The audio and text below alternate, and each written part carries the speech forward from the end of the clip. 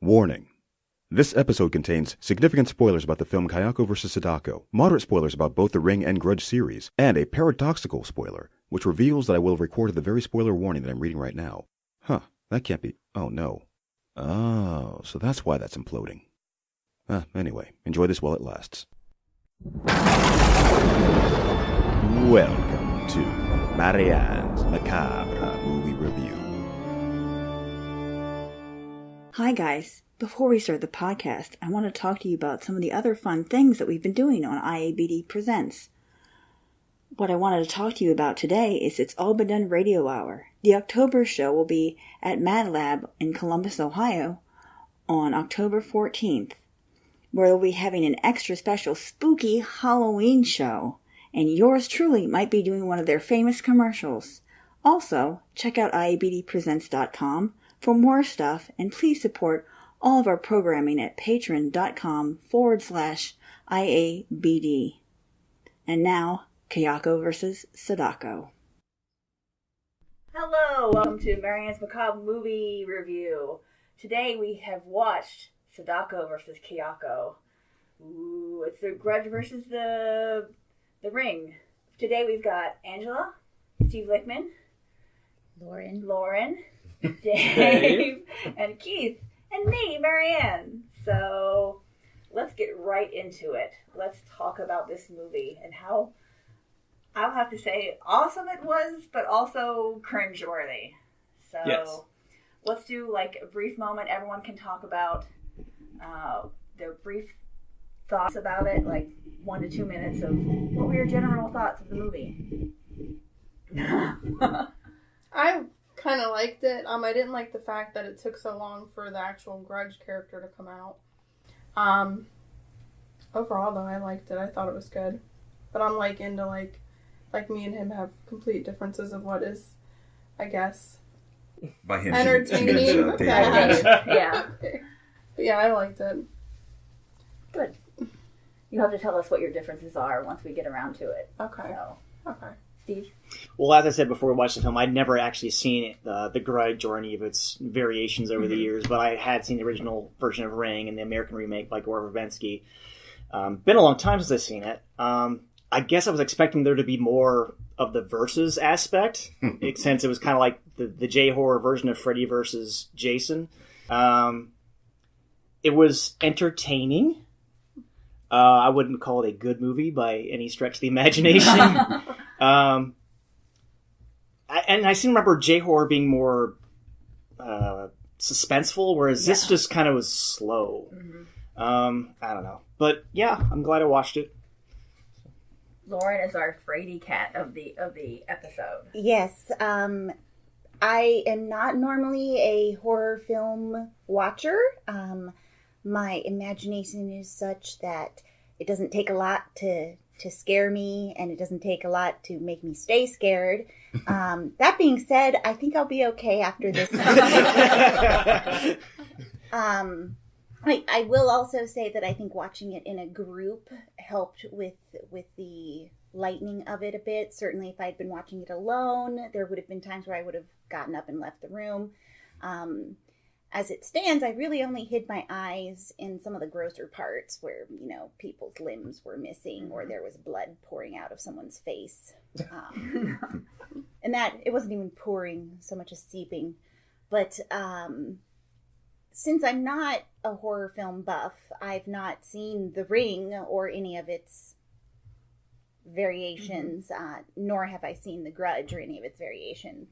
Now, that doesn't mean I haven't seen parodies of both of them.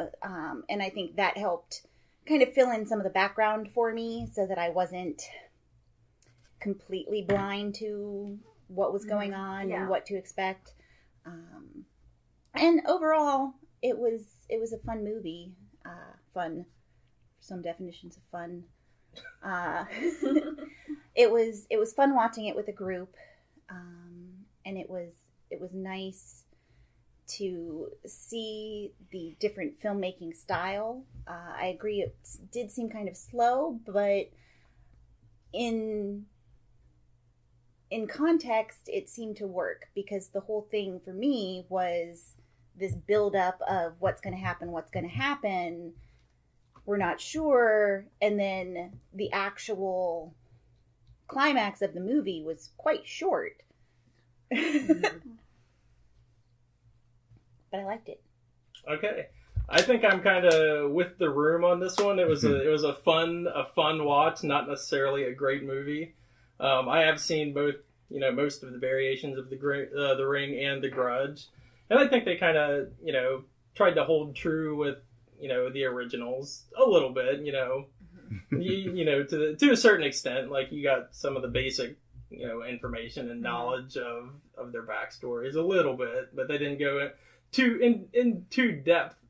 Back into their original stories. They just I think they kind of made this for the people who are fans of watching them and already know what the stories are. But it was a fun, entertaining watch. And like Angela said, I think it was they waited a little too long to bring in Kayako. They had Toshio in there pretty early and often, but Kayako wasn't in there really until towards the end, which I kind of didn't like. But and it was I think, featured the Ring a little more than it did the Grudge, but all in all, it was a fun watch, and I was entertained by it, but not necessarily a great movie. Yeah, and just like everyone else is saying, it was very entertaining. I think the group setting really helped. It was good because it had subtitles, so we could all just kind of chime in every now and then with a quip or something without it being too disruptive. I don't think most other movies would have worked quite that way. It didn't really seem to break the suspense. I think that they were kind of jumping right into things. I thought it was actually very, very purposefully funny, too, at times, with the way they were rushing along the exposition. Like, oh, yeah, I just watched this 2 days ago, that kind of thing. Also, I think it made kind of sense. I mean, you wanted more of Kayako, but at the same time, it matched the way the movies went before that, because for the Ring, you're supposed to see Sadako just early, just all over the place. Just that's the point. That's what she does. And Kayako is more like, what's going to happen? What is that? What's making that sound? And at the end, oh my God, this thing is crawling at me. So I think it would have ruined the impact of her if they had put her all the way through it. But anyway, that's that is it. I can't really say much more than anyone else said. So let's get to the other stuff. I enjoyed it. I liked it, and they had a few problems with the Grudge part, Juon, because Toshio all of a sudden seemed to be like, I'm going to kill everybody. And he, in the other movies, didn't kill anybody. It was his mom that was the cursed spirit, and he and the cat just got sucked into it by accident, just because they all got killed on the same day. It's like, all right, well, all right. And then Toshio is like, does these weird jumping on someone's head and then pulling that person and himself up into the water. Gone. Just like, and I was like, that's gravity? Well, it's a ghost. Yeah. Ghostly things. So what's going on here? So I was rather confused with that one. I enjoyed it. I thought it was great. I would not, great as in, look at these two things coming together in a powerhouse of Japanese horror coming to America kind of type stuff. So let's get into things we liked and didn't like now. That would be the next thing. Again, as I said, Toshio from The Grudge, way off character, I think. I mean, I've read the book, and Dave's read the book too. I lent him the book, and it was Toshio's always just been this, hey, get out of the house type person, or kind of just haunting. He's never there to kill. Yeah. And in his earlier manifestations, I guess you would say he was. Right. He was always there. He was there more as a scare tactic. I guess more than anything else. To keep it would keep all the females in the house. Oh, I found a little kid. Oh, I need to take care of him. Oh, now Kayako's gonna kill me. Yeah. That type of thing. Yeah. And we don't have to be honest. Just interject. Okay. Go ahead. I was just going to breathe and probably say some sort of placeholder word. So. Okay. Well, my favorite part of the whole film was the paranormal investigator, the Spike Spiegel paranormal Yes, investigator, yes. and his That's blind amazing. sidekick. When they came on, like they need their own freaking movie, man. Yeah. Yeah, they were wonderful. Yeah, That and could be a prequel. I Their guess, yeah, adventures. Yeah. spoiler alert, I guess. Yeah. Considering what happens. This movie's been out for a year. Again, Still, you can internet. curse all you Right. want. You can do whatever you want. Keep Free doing reign. all my warnings ahead of time for me, so I can plop them in and say there's a spoiler warning, there is a cursing warning, Cussing darn it warning. cussing darn it warning. Yeah. So yeah, anytime they were on the screen, it was amazing. There's a little whiff of Nick Cage coming off of the Oh one gosh, guy. yes, Sure, that was. yeah, Yeah. I see that. Like his little hand gestures. It's like, oh, that works, does it? Okay. Yeah. I think the Spike Spiegel comparison is very good. It's just that sort of blasé, but also semi-violent, but also just really into his job. Yeah. Like he does this Mhm. because he enjoys doing it, but he also enjoys getting paid to do it. Yeah. And then the saucy 8-year-old blind girl who doesn't take guff and doesn't have sympathy for anyone. She was not afraid. No. Right, the Daredevil character of the group. Yes. As Yeah. Keith accurately displayed, because they didn't show her sight until the very end, and we're like, oh, it is Daredevil's sight. Yeah. Great. Mhm. Yeah. And I thought I dubbed what was his name? Kizo, the head Yeah. guy. I called him the Fonz of the ghost hunting community. He was just a cool customer, and snapped his fingers, did whatever, and it didn't necessarily work in the end, but Yeah. it, His hand gestures were amazing. Yeah. Just like, yeah, he was quite entertaining. yeah. It's a half-ass cross. Yeah. Well, and I would even say I was most creeped out by all of the hair imagery. Oh, yeah. Mhm. And that's more of a disgust thing Yeah. than anything. Yeah. Now, is that something that happened in The Ring a lot? Like, did her hair... I don't tend to remember make that. people- In the later movies, they started doing that. Mhm. Like, It did it in the Grudge for Yeah. sure, at least in the Americanized version. Right. They had a For lot sure, of they had hair. a lot of hair references, which is I don't know if that's something that's I don't remember it. I'll have to rewatch those. But yeah, but certainly you certainly see a lot of stuff with the hair in the Grudge in the original. It's yeah. Let's just say with the these are Japanese horror stuff I've seen. It's like there's very defined rules for each ghost. exactly. And so I was trying, because I hadn't seen The Grudge, I'm like, okay, so is that? But you guys have already said that no, that's not how they acted in past films. Like, No. at least the boy.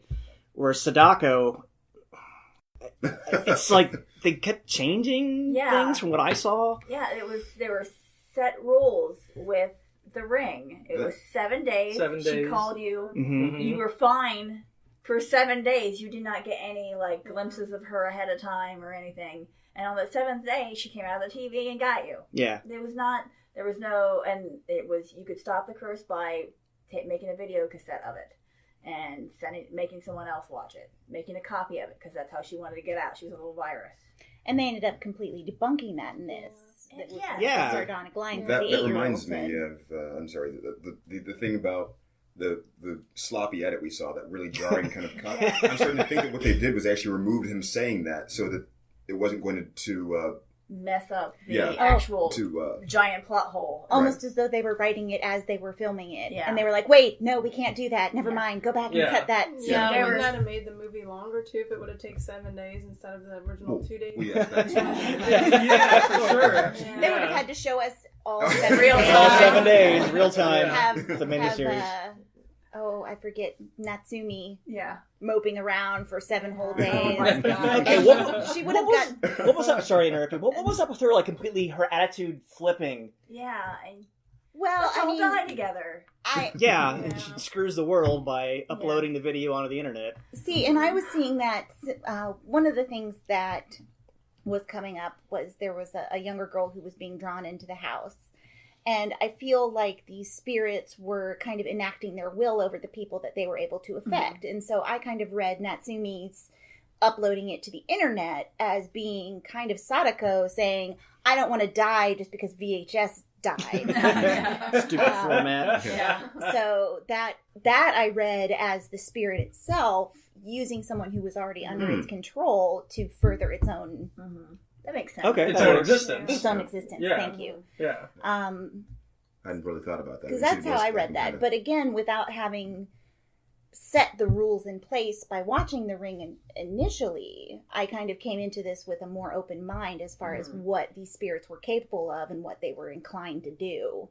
Because with the schoolgirl, I know a lot of folks were like, don't be stupid, don't go in the house. How many people have said don't go in the house? And it's like, well, she doesn't really have control over herself in those times.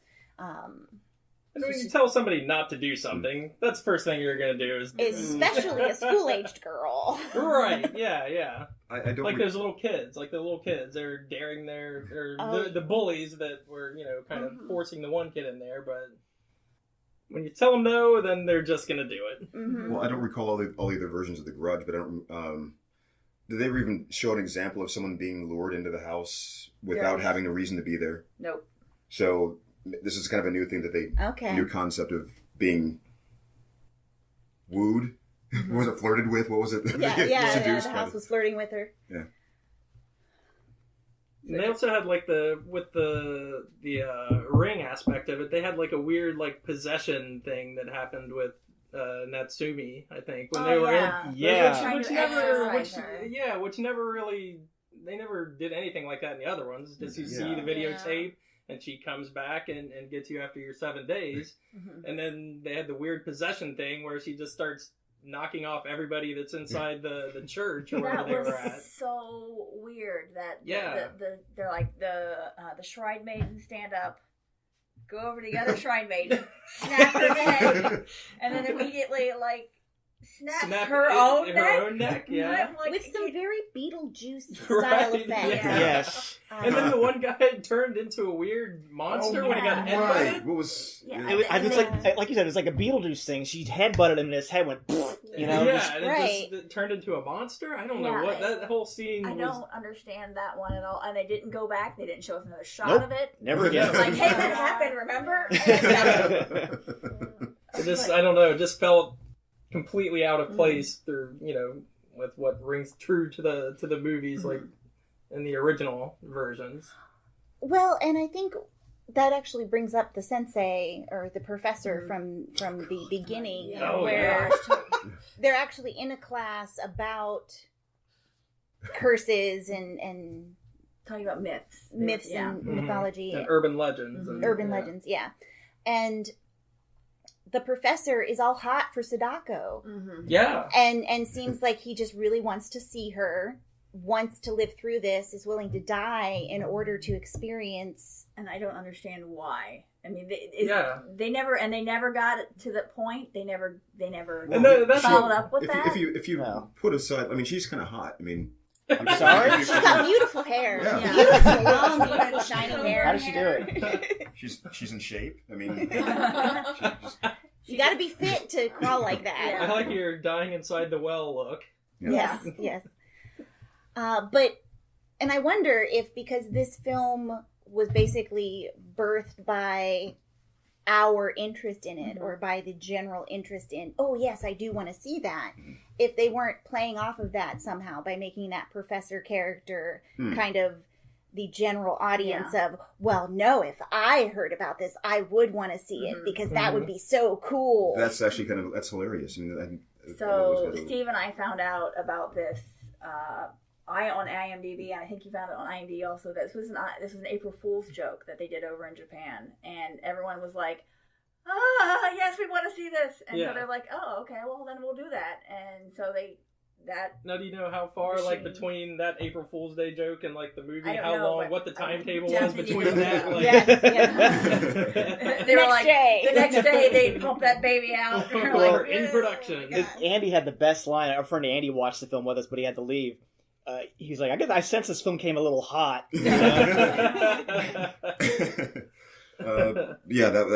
Once we saw that jump in the editing during the explanations, and also, I mean, if you think about it, none of the ending would have made any sense if they actually got through the explanations of how that worked, because the internet thing should have worked. Yeah, should have killed everything. Any of these things should have worked. Should have, people are constantly making copies of it.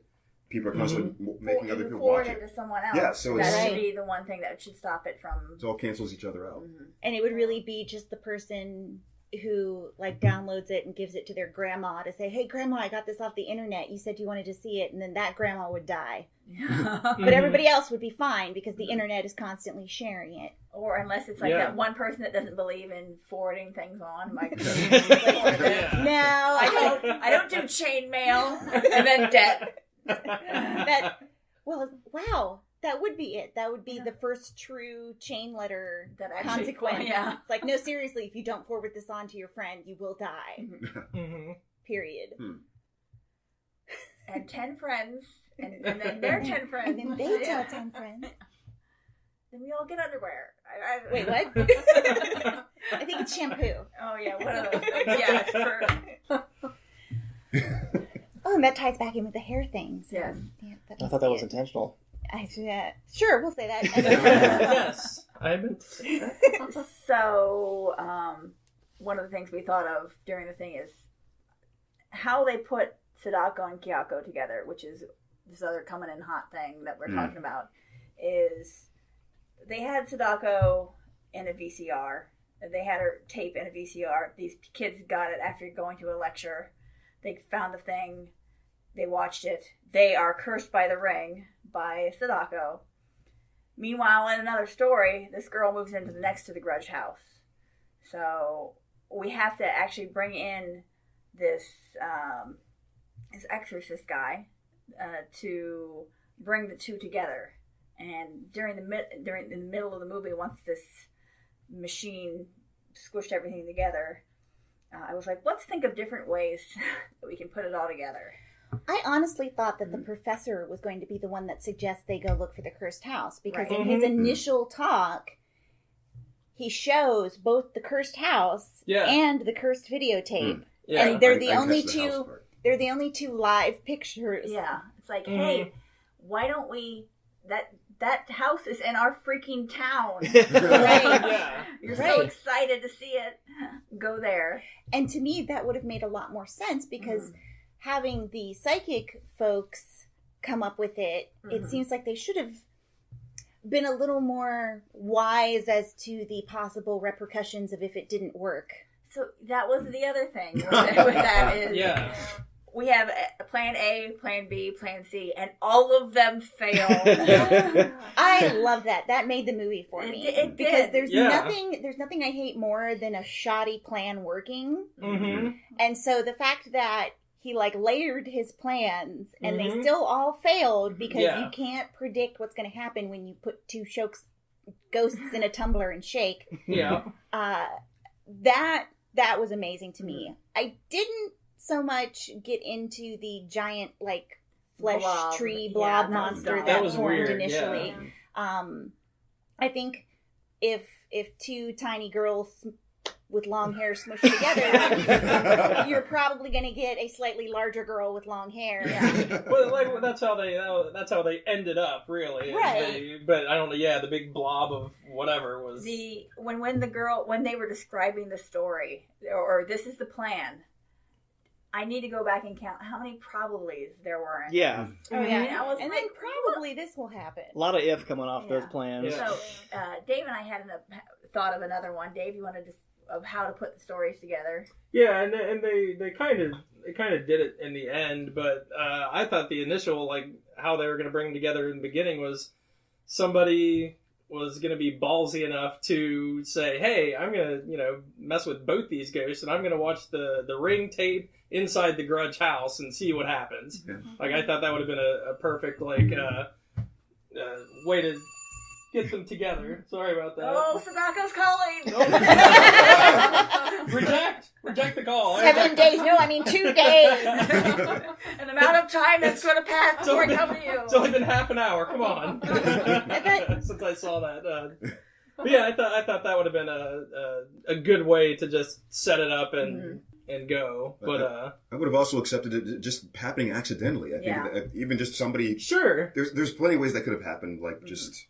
They're renting the house out now. Yeah. And just like in the first Ring, there's a blank videotape there. Someone brought the tape not knowing what it was and left it there. It could have been like a coincidence. Like somebody happened to have the Like, ring tape. And The coincidence of a creepy well being just out back behind Yes, the yeah. the grudge house. Oh, yeah. I don't know if they were trying to suggest that was the well or just a well. Yeah, they didn't really explain that, did they? Yeah, it was just like, ta-da! Here's There's a a well well. here. And it looks just like the one from all the movies. Right. Well, maybe that's just what wells in Japan look like. Yeah. Maybe everyone's got a well in the backyard. We're being very racist, thinking all wells look alike. Come on.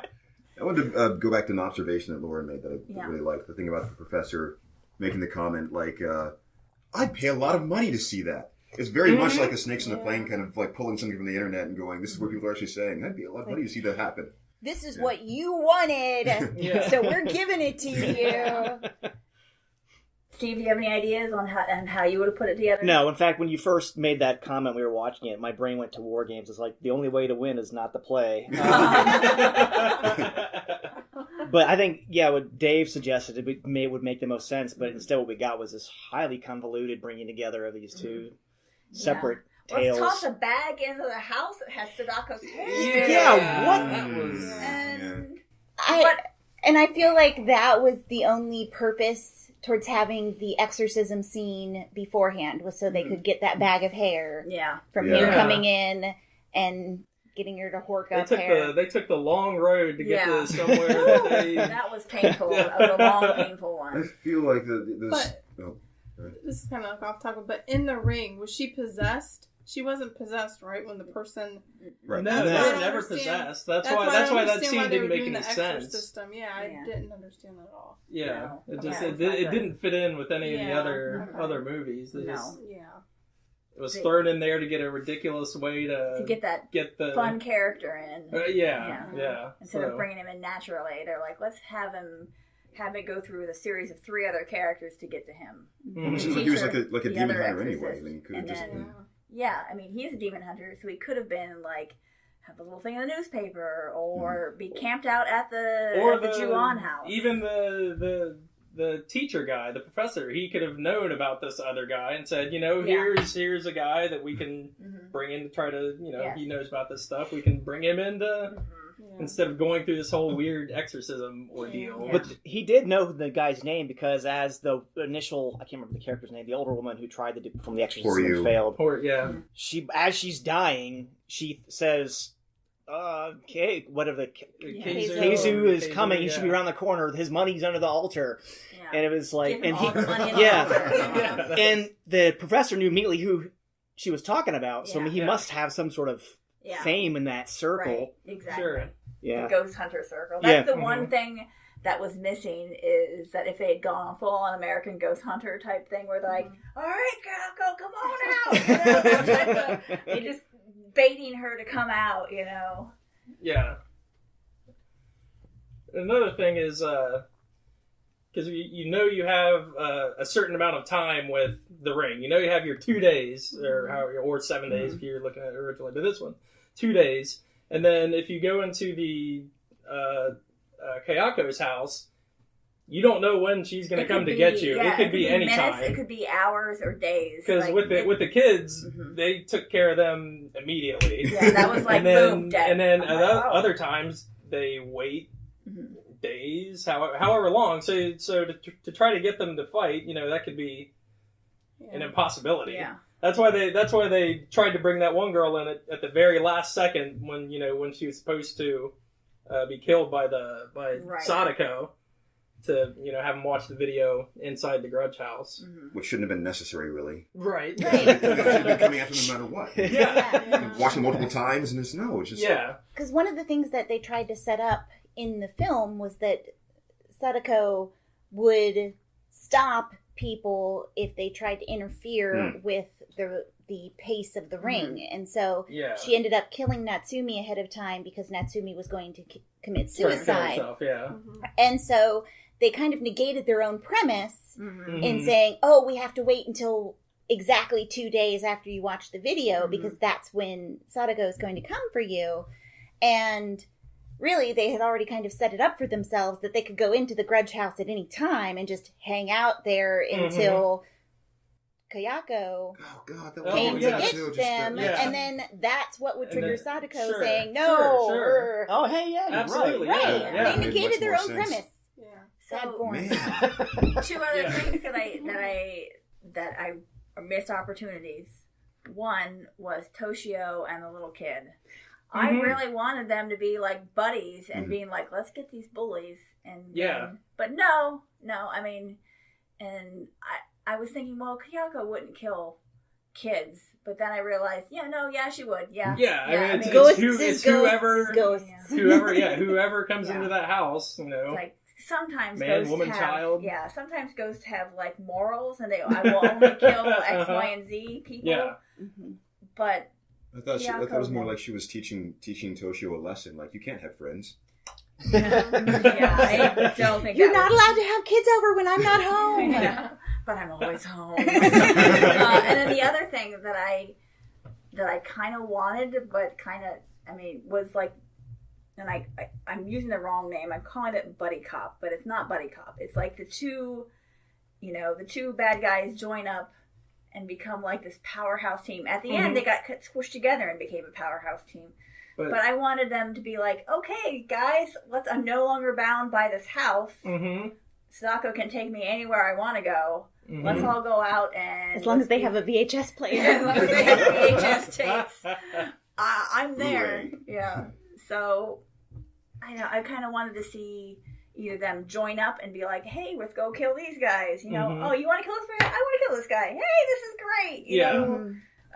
But, I don't know. And the other thing that I missed, or I wanted maybe a little bit more of, was the fight between the two. Yeah, It's not it's very versus. anticlimactic. Yeah. A lot of stuff seemed to happen off screen. I was just about to say that. It's Yeah. like they'd show like Sadako's hair go into, pardon me, with the other Kayako's Yep. like face, and then yank her off screen, and And then back. then back again. It's like, what happened? You know, that's Yeah. what we came here for. Editing Right. magic. Mhm. You can see a lot of things where it seems like somebody came in after the fact and was like, "Oh God, we got to fix this. We got to move this over here. Yeah. This can't work unless this happens. Let's Yeah. take Yeah. that so this makes sense." Let's Yeah. make There were a couple other editing jarred frames that none of them were as bad as the one with Right. the professor, but there was definitely a few things where it got hacked. Yeah, Yeah. very choppy in places. So, any final thoughts before we do our ratings for this? We do 1 to 10, in case you hadn't heard.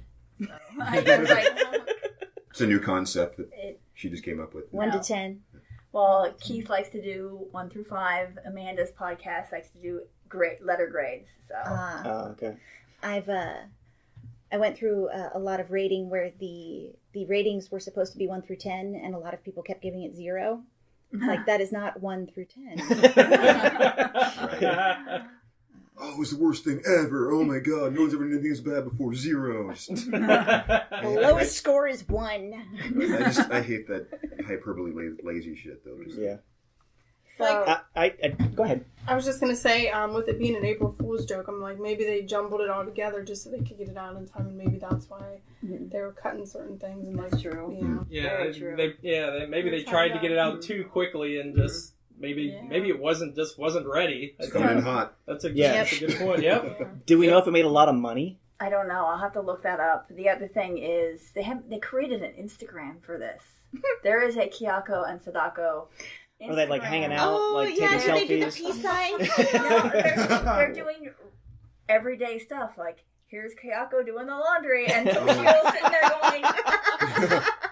I remember watching I don't know if it was you Yeah. that told me yeah. that about I did. them I doing the did. opening pitch. Yeah. Yeah. I have to see that on Instagram. Yeah. They had Sadako and Kayako. Sadako threw out the opening pinch.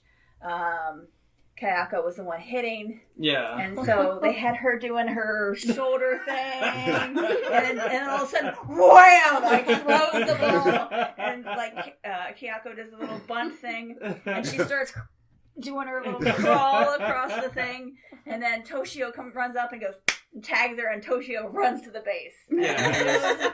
It was just surreal and amazing. But Yeah. it says on IABD that they didn't warn the baseballers ahead of time what was happening. And so it says a baseball match was organized in Japan to promote the film, where this insane match between creepy horror characters Sadako and Kayako stunned the audience. Like, what? I didn't watch these shows. Imagine if you were like an Amanda type character that had never seen any horror. I'm saying character as in someone that hasn't seen any horror films in Japan. Archetype. Yeah, an archetype. And so and you go to this baseball game, and all of a sudden you've got these long-haired, and Kayako's bloody and gory, and just like, and then the way she moves. What is going on here? So I'm sure they were like, what the heck is going on? What am I? I'm watching baseball. Yeah, not exactly the target audience for that type of film. Yeah. Yeah. And I don't remember, like, from the video, I don't remember what the reaction was from the silence. crowd. Just like, well, again, now, if you watch Japanese wrestling, like some of us here do, there is often silence in Japanese wrestling. They are watching it, so that might be something interesting to look up to see if they like could be, it. yeah. Well, and I mean, something that I knew about The Ring, and I knew about The Grudge, and I had been exposed enough to it to have an idea of what it was all about, so that if I were sitting at a baseball game, which would not happen, but if I were sitting at a baseball game kidnapped and saw these characters come out, I would know that it had something to do with those horror films and probably find it fairly entertaining. But I also can't say for sure that the majority of people who haven't seen horror would feel that way. And I think it might have drug on a little too long, because it took them a long time to walk out to the mound, because they're doing their characters. Right, exactly. I think they were like coming out from the outfield. I know, all the way to the pitcher's mound. Yeah, so I think maybe I will, when this podcast gets released, I'll make sure I'll post the Instagram and the link to the baseball game in the thread. So Andy had to leave, but we had him do 2 scores: entertainment value plus an actual Critics' Choice type score. Quality. The quality score. So we'll go with quality score first. Make sure you get the qualifier. 1 through 10, is that what was that our scale? 1 through 10. Okay. He gave it a 3, and he said it's a gentleman's 3. So, but for entertainment value, 10 out of 10. So, what would you give it? For entertainment? Yeah, you can qualify both, or you can just give it 1 score. It is up to you. I'd probably give it an 8 entertainment. I actually enjoyed it. I thought it was really good. As far as quality, maybe a 5 or a 6. Just the whole putting it together, having all the edit mistakes and just, I don't know, just bringing it all together was just kind of messed up, so. I'd say quality-wise, I'd give it about a 3, maybe a 4 on a generous day.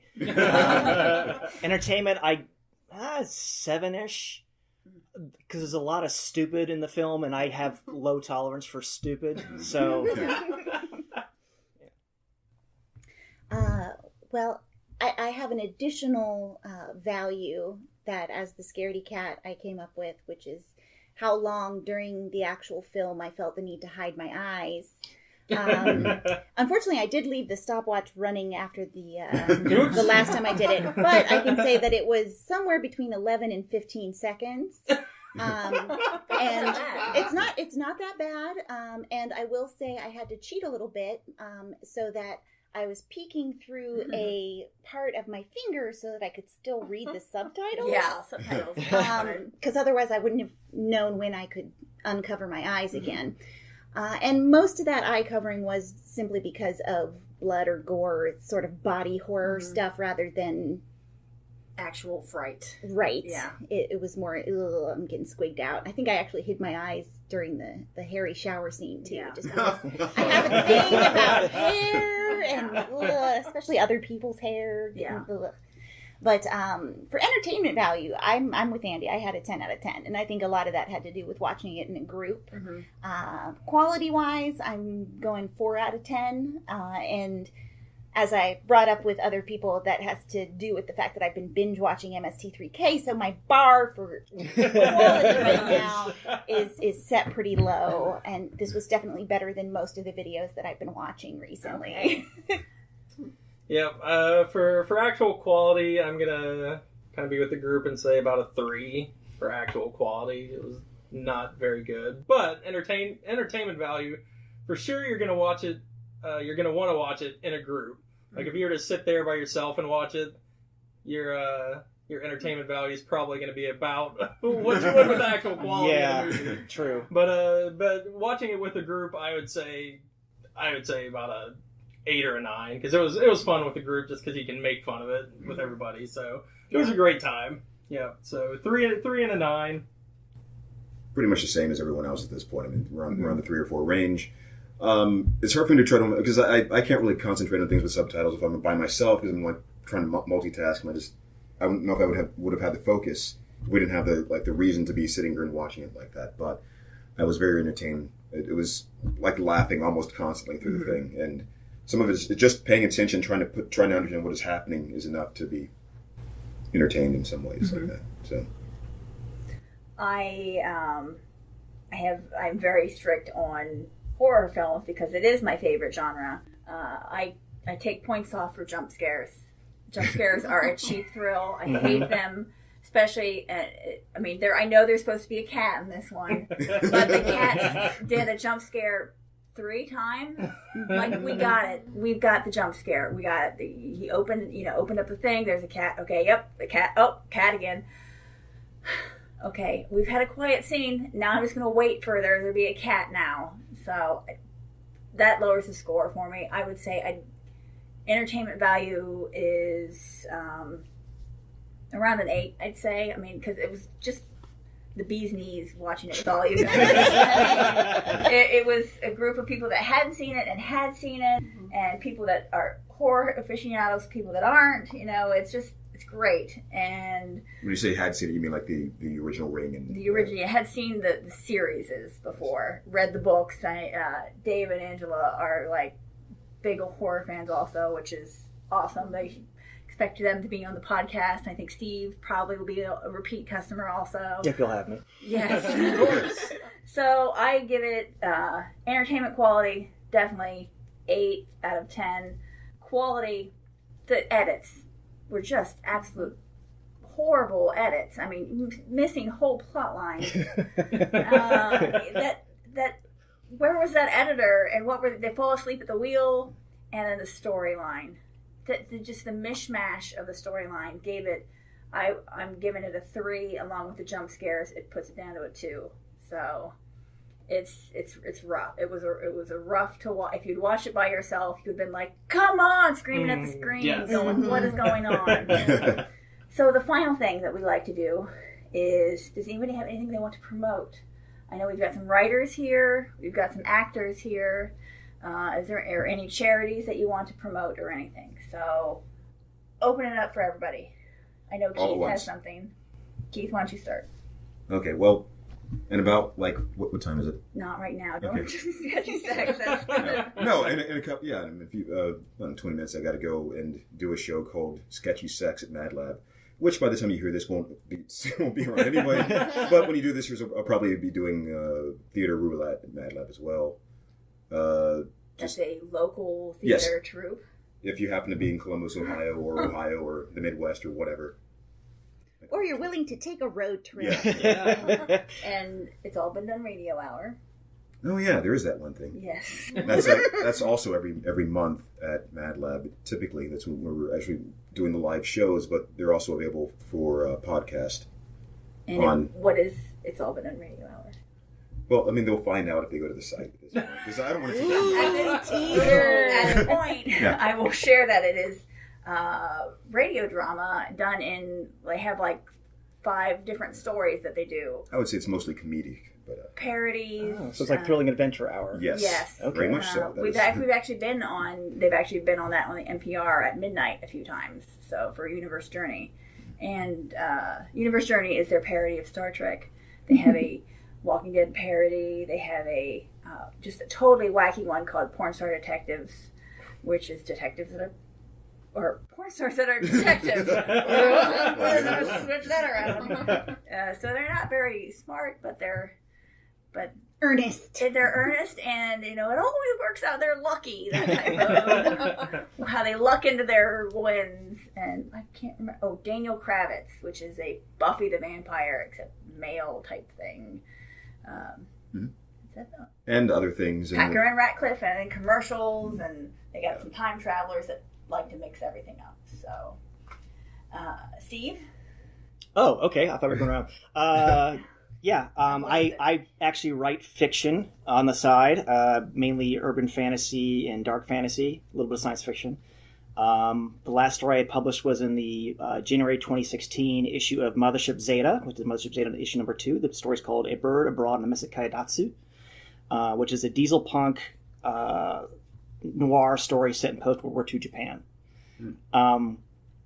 I also blog and occasionally write beer reviews on my website, which is beerandmonsters.com. And you just got nominated for an award. I didn't get nominated. Well, kinda. Basically because No. He stole the award. They created it for him. The story the story I just mentioned, because it was my first what SIFWA considers publication in a professional market. I'm eligible for the John W. Campbell Award this year, and one of the, I can't remember the name of the place, but Event Horizon 2017 just came out, which is an anthology which collects many of the eligible stories, and I am in that, and it's free to download right now on Short Sleeve Press, I believe it is. Mm-hmm. I'll look it up and we can put Okay, yeah, if you could put a link to it, that'd be great. Definitely. Lauren? I don't really have anything to promote except spay and neuter your pets. Yes, very good. Traditional Bob Barker. Yeah. No. Hold on. I mean, I don't have anything to promote except for Keith and your podcast. Well, I'm on this podcast. So, but what I was saying is, like, I always talk about Keith's books or like my charity events that I do or stuff like that. So if you have a charity you want to talk about or anything, or maybe someone had a birthday yesterday. I don't know. I did. I had a birthday yesterday. So Happy birthday. Happy birthday / St. Patrick's Day. Yes. Me, woo! That's all I got. I got nothing. All right, so we're gonna wrap up. Thanks for listening, guys.